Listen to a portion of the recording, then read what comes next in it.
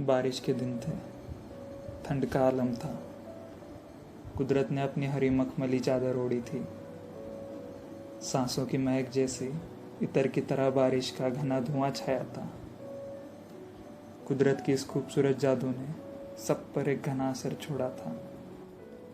केरल का ये आलम वहाँ रहने वाले लोगों के लिए नया नहीं था, पर जो वहाँ नए आते उनके लिए मानो ये जन्नत का एक खूबसूरत आविष्कार था। बम्बई का एक लड़का मोहित अपने जॉब के ट्रांसफ़र के तौर पर पहली बार केरल में आया। शहर की गूंजती गर्म हवा से परे सर्द महकती फिजाओं में वो पहली बार आया था। नई जगह, किसी बात का आता पता नहीं। नीलांबर गांव में उसकी नौकरी का ठिकाना था। उसने तिरुवनंतपुरम से बस ली नीलांबर जाने के लिए और वो निकल पड़ा। शहर की उस मरी हुई जिंदगी से गांव की जिंदा दिली में वो जा रहा था। बारिश के मौसम के कारण सारे पहाड़ों ने हरी चादर ओढ़ ली थी। विंडो सीट मिलने के कारण कुदरत का नज़ारा देखते देखते वो सफ़र कर रहा था। उसी समय एक स्टॉप पर बस रुकी। वहाँ से कुछ लोग बस से उतरे और कुछ बस में चढ़ गए। धीरे धीरे सब अपनी जगह बैठ गए और सब हड़बड़ाहट शांत हो गई। उसी समय एक सावली पर रेखियो, आम कद की, नीली आँखों वाली, काले घने बालों वाली, बालों में सफ़ेद फूलों का गजरा डाली हुई, माथे पे बिंदिया, पैरों में पायल, नाक में नथनी डाली हुई एक लड़की उसके सीट के पास आकर खड़ी हुई। मोहित के बाजू में बैठे उस शख्स ने अपनी सीट उस लड़की को बैठने के लिए दे दी। मोहित को यह सब पता नहीं चल रहा था। वो तो कुदरत की सुंदरता में खो गया था। बारिश के कारण उस लड़की का बदन भीगा हुआ था और वो ठंड के कारण काँप भी रही थी। वो जैसे ही उस सीट पर बैठ गई, उसका ठंडा हाथ मोहित के हाथ को छू गया।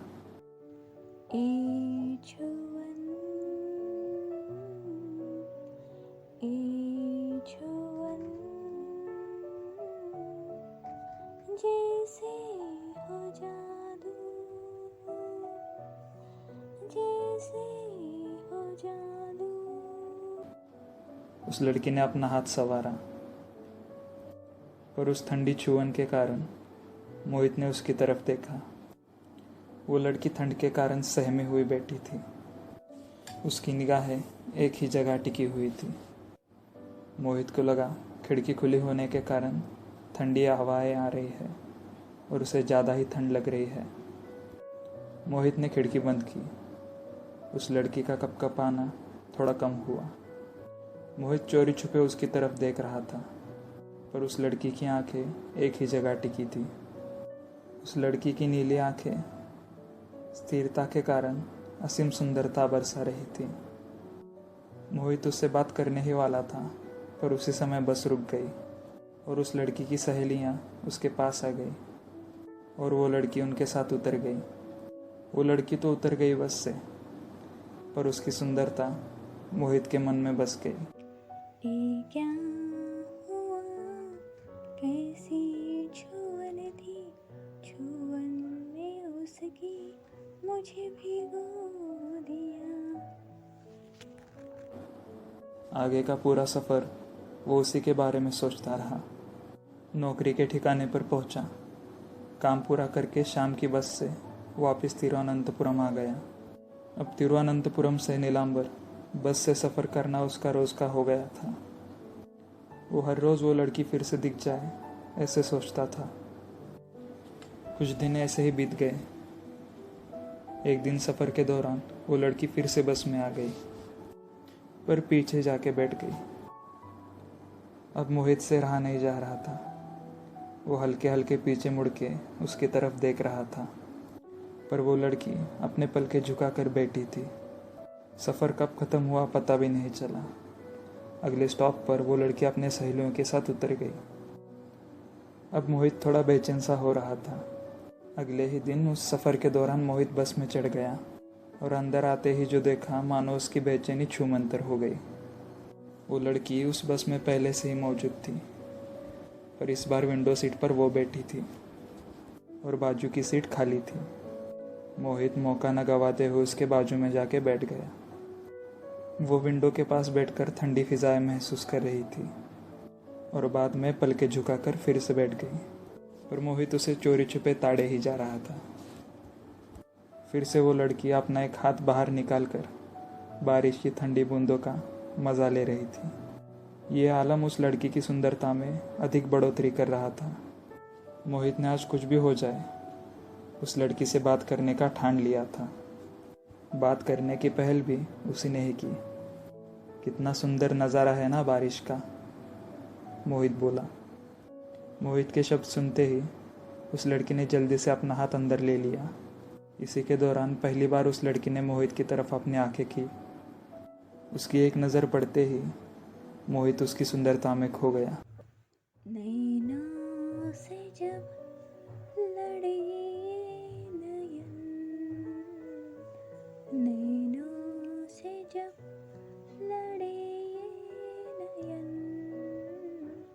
छुप गए सारे अंधेरे गगन, छुप गए सारे अंधेरे गगन। उस लड़की ने भी जवाब दिया। उसने कहा, वो तो है, हमारा केरल तो पहले से ही कुदरत का एक सुंदर आविष्कार है। उस पर मोहित ने कहा, वो तो है, पर मैं पहली बार यहाँ आया हूँ और ये सुंदरता मुझे बहुत पसंद आई।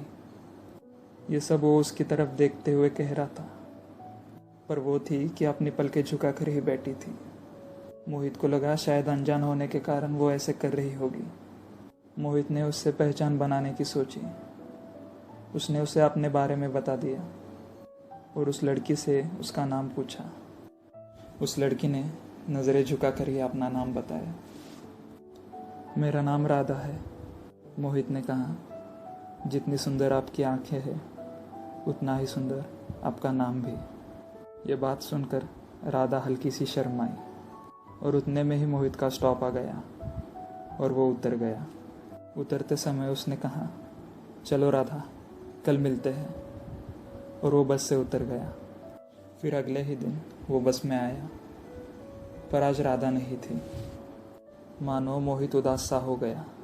उसे लगा उसका बोलना शायद राधा को रास नहीं आया। उस दिन मोहित ने अकेले ही सफ़र किया। जैसे तैसे उस दिन का काम पूरा किया और वापस चला गया।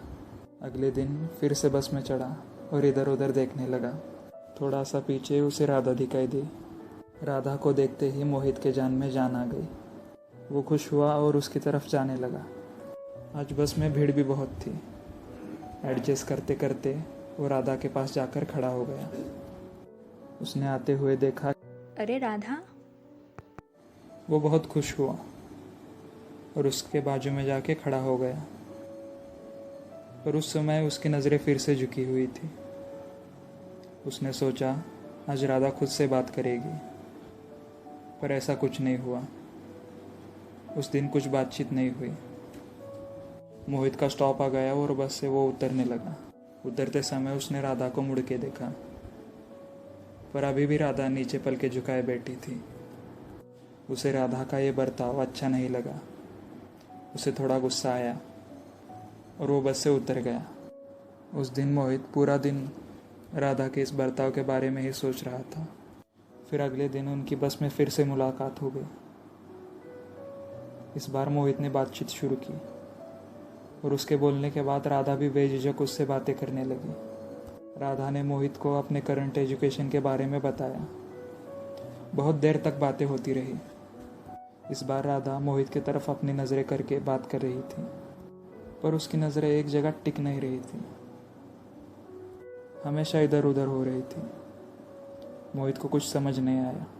बातें करते करते कब उसका स्टॉप आया पता भी नहीं चला। चलो मैं चलता हूँ कहकर मोहित उतरने लगा। इस बार उतरते हुए उसने फिर से मुड़ के राधा की तरफ देखा और इस बार राधा की नज़रें उसी को देख रही थी। मोहित बहुत खुश हुआ। राधा के नैनों की तीर से वो मानो घायल सा हो गया। उस दिन मोहित बहुत खुश था। पूरा दिन खुशी में ही गुजर गया। रात भी उसने राधा के ख्यालों में ही गुजार दी और फिर अगले दिन का बस का सफ़र शुरू हो गया। आज वो बस में आया और राधा को देखा और सोचा आज वो खुद पहले से बात करेगी। वो उसकी बाजू की सीट पे जाकर शांत बैठ गया। एक बार इधर उधर निगाहें करने के बाद राधा फिर से अपनी पलकें झुका कर बैठ गई। एक लफ्ज़ भी बात नहीं की। मोहित का स्टॉप आ गया। उस समय तक उन दोनों में कोई बातचीत नहीं हुई। ठीक है, मैं जाता हूँ, ऐसा गुस्से में कहकर वो उठ गया। अरे मोहित, तुम? राधा की बात अनसुनी करते हुए वो बस से उतर गया। राधा वहीं बैठी रही। मोहित को राधा का व्यवहार अच्छा नहीं लगा। अगले 2 दिन उनमें कोई बातचीत नहीं हुई। मोहित को लगा राधा थोड़ी घमंडी है। पर तीसरे दिन जिस स्टॉप पर मोहित उतरता था उसी स्टॉप पर राधा भी अपने सहेलियों के साथ उतर गई। उसे राधा का ना बोलना अब बर्दाश्त नहीं हो रहा था। वो राधा के पास गया और गुस्से में राधा से कहा, अपने रूप पर इतना घमंड रखना अच्छी बात नहीं है राधा। इस घमंड की वजह से तुम्हें इंसान तक नज़र नहीं आ रहे। 2 दिन हो गए मैंने तुमसे पहले बात नहीं की, इसलिए तुमने मुझे देख के भी अनदेखा कर दिया। किस हक से पता नहीं, पर मोहित अपना गुस्सा राधा के सामने पेश कर रहा था और वो अब भी अपने पलके झुकाकर उसकी बातें सुन रही थी। इतना घमंड है ना तुम्हें अपने रूप पर कि तुम अब भी मुझे नहीं देख रही हो। ठीक है, आज से मैं तुमसे बातें नहीं करूँगा। ये कहकर मोहित जाने लगा। थोड़ा आगे जाते ही राधा की दोस्त ने मोहित को रोका। वो उसके पास चली गई और मोहित को बताया कि तुमसे मिलने के लिए वो कब से इंतज़ार कर रही है। 2 दिन हो गए, तुमसे बात न करने की वजह से वो बेचैन है और एक तुम हो कि उसे इस कदर पेश आ रहे हो। मोहित को कुछ समझ नहीं आया। सिर्फ आवाज़ से ही वो अपनी प्रतिक्रिया दे सकती है। जब तुमने कुछ बोला ही नहीं तो उसे कैसे पता चलेगा कि तुम उसके बाजू में खड़े हो। ये बात सुनकर मोहित सुन्न रह गया। वो राधा की तरफ दूर से ही देख रहा था।